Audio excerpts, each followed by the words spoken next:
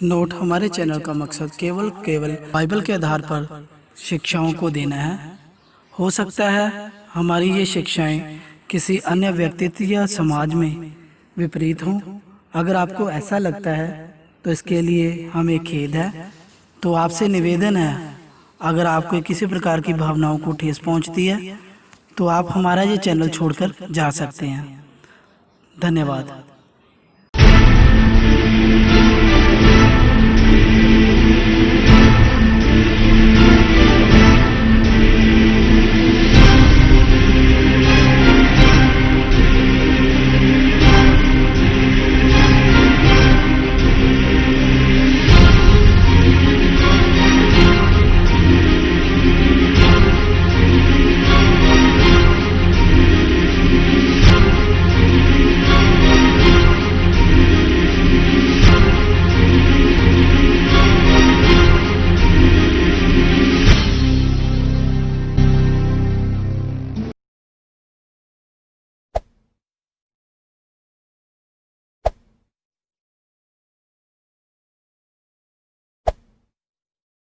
Praise the Lord. जय मसीह की प्रिय दोस्तों, भाइयों बहनों, आज हम आपके साथ इस प्रकार की जानकारी शेयर करने जा रहे हैं जिसका जिक्र बहुत कम लोगों को पता है और बाइबल में भी कहीं कहीं पर इसका जिक्र किया गया है। जी हाँ मेरे प्रिय भाई और बहनों, मैं जिक्र करने जा रहा हूँ एक ऐसी पुस्तक का जो बाइबल के अंदर से मिली थी और चर्च के शुरुआती दिनों में इसको हटा दिया गया। क्यों हटा दिया गया? वीडियो के साथ बने रहें तो मैं आपको इसके बारे में पूर्ण रूप से जानकारी दूंगा।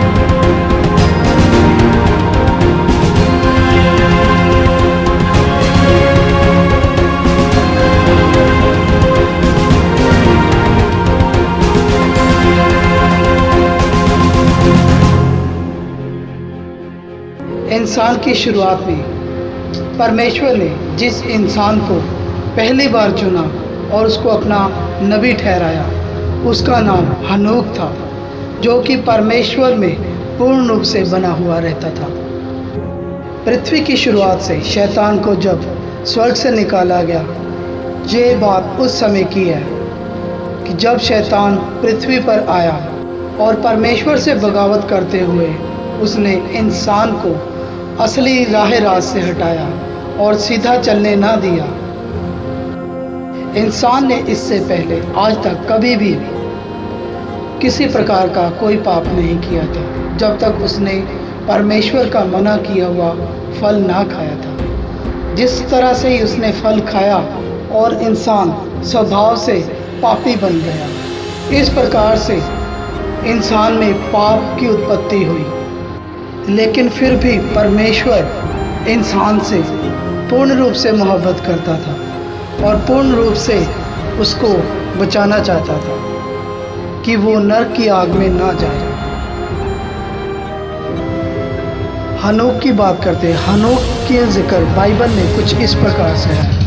जब एरेद 162 वर्ष का हुआ तब उसने हनोक को जन्म दिया और हनोक के जन्म के पश्चात एरेद 800 वर्ष जीवित रहा और उसके और भी बेटे बेटियां उत्पन्न हुए और एरेद की कुल अवस्था 962 वर्ष की हुई। तत्पश्चात वह मर गया।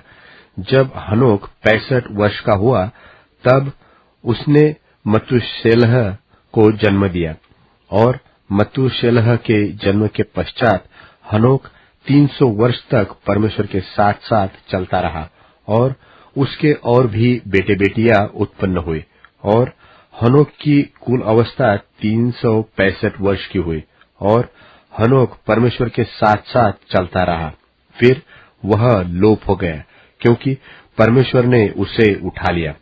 विश्वास ही से हनोक उठा लिया गया कि मृत्यु को न देखे और उसका पता नहीं मिला, क्योंकि परमेश्वर ने उसे उठा लिया था और उसके उठाए जाने से पहले उसकी यह गवाही दी गई थी कि उसने परमेश्वर को प्रसन्न किया है। अगर हम जिक्र करें 200 फरिश्तों का, तो बाइबल में जिक्र कुछ इस प्रकार से है। तब परमेश्वर के पुत्रों ने मनुष्य की पुत्रियों को देखा कि वे सुंदर है, सो उन्होंने जिसको चाहा उनसे ब्याह कर लिया। और यहोवा ने कहा, मेरा आत्मा मनुष्य से सदा विवाद करता न रहेगा, क्योंकि मनुष्य भी शरीर ही है। उसकी आयु 120 वर्ष की होगी। उन दिनों में पृथ्वी पर दानव रहते थे और इसके पश्चात जब परमेश्वर के पुत्र मनुष्य की पुत्रियों के पास गए, तब उनके द्वारा जो संतान उत्पन्न हुए वे पुत्र शूरवीर होते थे, जिनकी कीर्ति प्राचीन काल से प्रचलित है। कुमरान, वेस्ट बैंक, इजराइल। 1949 में यहाँ पर खुदाई की गई और खुदाई के दौरान कुछ लेख पाए गए जिसमें बुक ऑफ इनोक का जिक्र किया गया था। हनोक का जिक्र जब इसका शोध हुआ तब पता चला कि बाइबल में ये बुक सम्मिलित थी। चर्च के शुरुआती दिनों में कोई 400 साल बाद चौथी सदी में इसको हटा दिया गया था। ये सारे के सारे लेख जितने भी थे सारे अब्रानी भाषा में थे, जो कि 2000 साल पुराने थे, जिसे असीम नाम के किसी व्यक्ति ने लिखा था।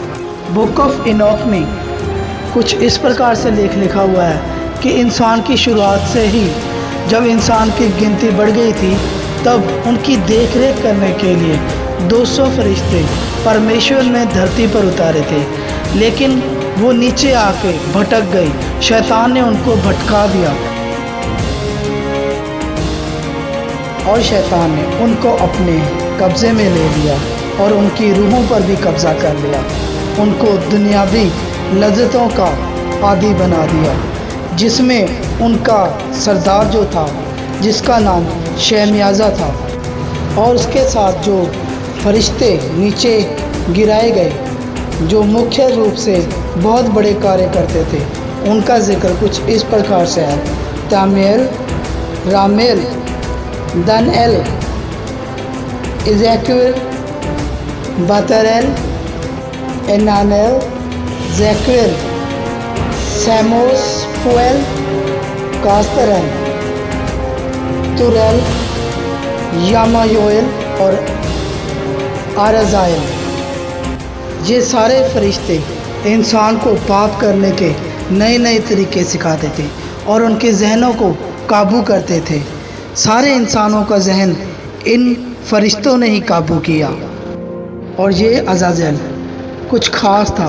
वो इसलिए था क्योंकि ये अज़ाज़ेल इंसान के मांसपेशियाँ क्या, इंसान के अंदरूनी अंग, हर एक अंगों की जानकारी थी कि किस प्रकार से बने गए हैं और कौन से अंगों का क्या काम है।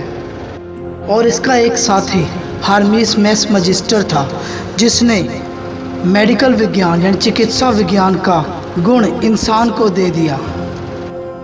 और इसी हर्मीस मेसमजिस्टर के कारण इंसानी शरीर में तरह तरह की बीमारियों का इजाफा हुआ। और आजकल हम चिकित्सा विज्ञान में या वर्ल्ड हेल्थ ऑर्गेनाइजेशन के लें, हर एक तरफ इसी का ये निशान जो कि एंटी क्राइस्ट सिंबल है, ये नज़र आता है। और इनमें से एक फरिश्ता ऐसा था जिसने इंसान को एस्ट्रोलॉजी का ज्ञान दिया, यानी ज्योतिष का ज्ञान दिया। उसका नाम बहरिया था। और इसके अलावा एक और फरिश्ता था जिसने तारों का ज्ञान दिया, उसका नाम तामेल था। और इनमें से एक फरिश्ता ऐसा था जिसने इंसान को जिनाकारी बना दिया, यानी भोग विलास वाला बना दिया, जिसे हाम कहा जाता है। और उसका निशान जो सिंबल है वो हम आम तौर पे प्यार के लिए यूज़ करते हैं, जिसका निशान शेप ऑफ हार्ट है, जिसे लव हार्ट भी बोलते हैं।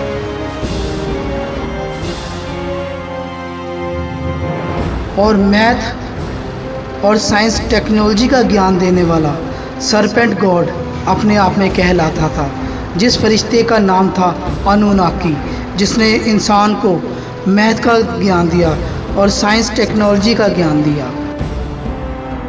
अस्त्र शस्त्र का विज्ञान बालजेबा नाम का फरिश्ता था जो लेकर आया था। धातुओं का ज्ञान देने के लिए जो फरिश्ता था उसका नाम एज़माडेल था, जो इंसान को तरह तरह की धातुओं का ज्ञान दिया। और इंसान को जंग के नए नए तरीके सिखाने वाला जो फरिश्ता था वो मेमान था। ये वो फरिश्ता था जो इंसान में जंग करवाता था। और इन सब से बढ़कर अधिक, जिसका जिक्र हमारी बाइबल में भी है, जिसे मूलक देवता कहा जाता था। मूलक देवता का सर जो था एक बैल के समान था और उसकी सारी बाजुएं इंसान के समान थी और उसके पैर एक बैल के समान थे। और इसने इंसान को इस तरह से भ्रष्ट कर दिया कि इंसान की बलि देने लग पड़ा। इसकी एक बड़ी सी मूर्ति बनाकर इंसानों को इसके आगे बलि कर दिया जाता। और जो फरिश्ता परमेश्वर से विरोध में खड़ा रहा और परमेश्वर ने उनके रूप को बिगाड़ दिया, उनका कुरूप कर दिया। ये सारे वो ज्ञान थे जो परमेश्वर के विरुद्ध थे, जो इंसान को नहीं मिलने चाहिए थे। और इन्हीं के कारण, इसी ज्ञान के कारण इंसान का बैरी हो चुका है। ये सारे ज्ञान के कारण इंसान अपनी रूह को भटका रहा है, जो उसकी रूह सेफ नहीं है।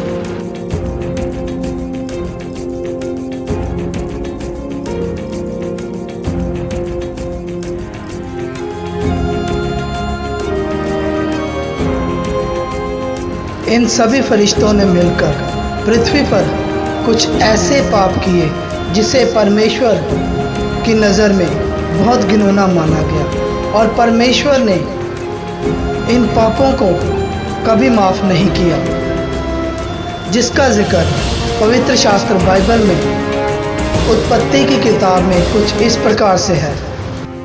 और यहोवा ने देखा कि मनुष्यों की बुराई पृथ्वी पर बढ़ गई है और उनके मन के विचार में जो कुछ उत्पन्न होता है सो निरंतर बुरा ही होता है।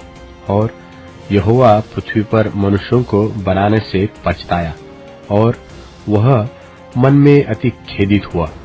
तब यहोवा ने सोचा कि मैं मनुष्यों को जिसकी मैंने सृष्टि की है पृथ्वी के ऊपर से मिटा दूंगा। क्या मनुष्य, क्या पशु, क्या रेंगने वाले जंतु, क्या आकाश के पक्षी, सबको मिटा दूंगा, क्योंकि मैं उनके बनाने से पछताता हूँ। और आज के दौर में साइंस इंसान के लिए इतनी ज़रूरी हो चुकी है कि इसके बगैर जीना भी मुश्किल है। और चर्च के शुरुआती दिनों में इस किताब को इसलिए अलग किया गया था क्योंकि इंसान स्वभाव से ही पापी है। वो हर दम नए तरीके ढूंढता है, नए नए किस्म के पाप करने को, और नए तरीके ढूंढता है आसानी से दौलत पाने को। चाहे वो रास्ता सही हो या गलत, लेकिन आसानी से उनको दौलत चाहिए। इंसान की सोच ही कुछ इस प्रकार से हो चुकी है कि सब कुछ आसानी से करना चाहता है। लालच इंसान के अंदर इस तरह से बस चुका है, क्या अच्छा क्या बुरा इसकी किसी भी प्रकार की इंसान को खबर नहीं होती। बस अपने लालच को पूरा करने के लिए इंसान कुछ भी कर गुजरता है। इंसान की ये फितरत है कि वो हर एक चीज़ शॉर्टकट तरीके से ढूंढता है, आसानी से पाना चाहता है। उसके लिए किसी भी प्रकार की जद्दोजहद करना ज़रूरी नहीं समझता। तो यही कारण था कि इसे बाइबल में से हटा दिया गया। अगर हम आज का वर्तमान दौर देखें तो वर्तमान दौर में भी वही काम कर रहा है इंसान जो परमेश्वर को पसंद नहीं है। परमेश्वर की नापसंद के कारण ये सब बीमारियां हम पर आ टूट पड़ी है। जो भी इस पूरी दुनिया में महामारी फैली है हमारे खुद की वजह से फैली है, क्योंकि हम परमेश्वर के सम्मुख खड़े होने के योग्य नहीं हैं और परमेश्वर की बातों को नहीं मानते, ना ही हमने जाना।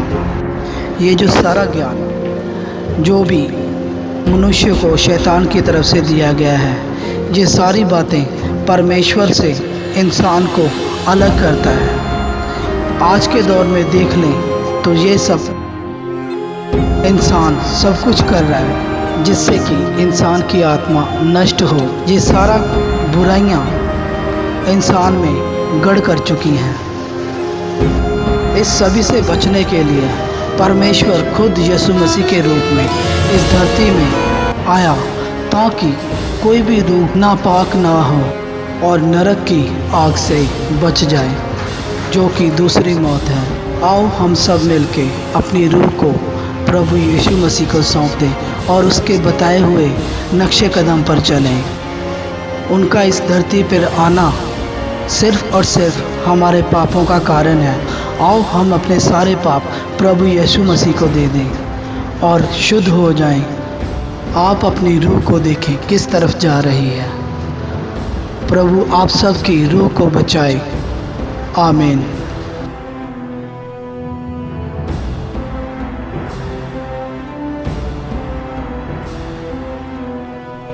वीडियो पसंद आने की सूरत हाल में इसे लाइक करें और ज़्यादा से ज़्यादा शेयर करें और चैनल को सब्सक्राइब करना मत भूलें।